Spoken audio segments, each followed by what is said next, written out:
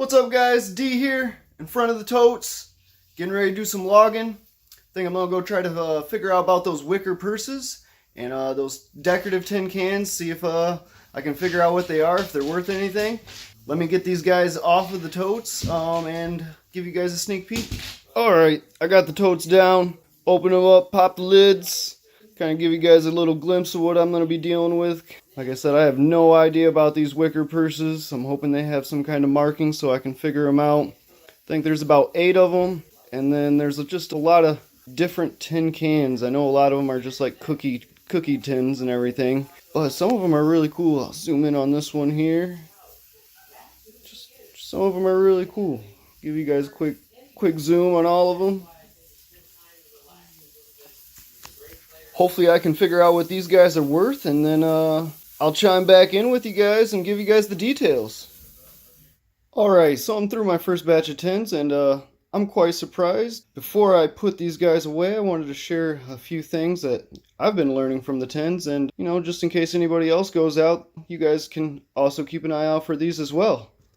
These 3 guys are manufactured by Barrettware, and they're actually made in England.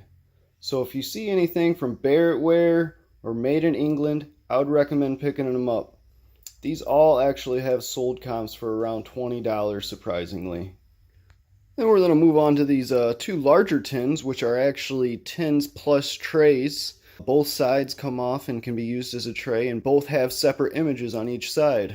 These guys are manufactured by Sunshine Biscuit Company. So if you find anything by Sunset Biscuit Company, I would recommend picking them up because these guys go for about $20 to $30 a piece. I'm going to probably murder this company's name. It's Chinko. As you can see, they make tins that are kind of made like apartment complexes or little shops. These both have sold comps for about 15 to 20 bucks. So here's the first batch of tins again. Right before I put them away, I will tally up the numbers and I'll let you know how well I did on my final totals. So I finally made it through my tins. These ones didn't really have anything too exciting. As you can see, it's just a whole bunch of like Christmas ones. There was a couple like kind of cool designs, but they didn't really have any markings on them, so I didn't really think that they were anything in particular. The only one that was kind of cool would be this one.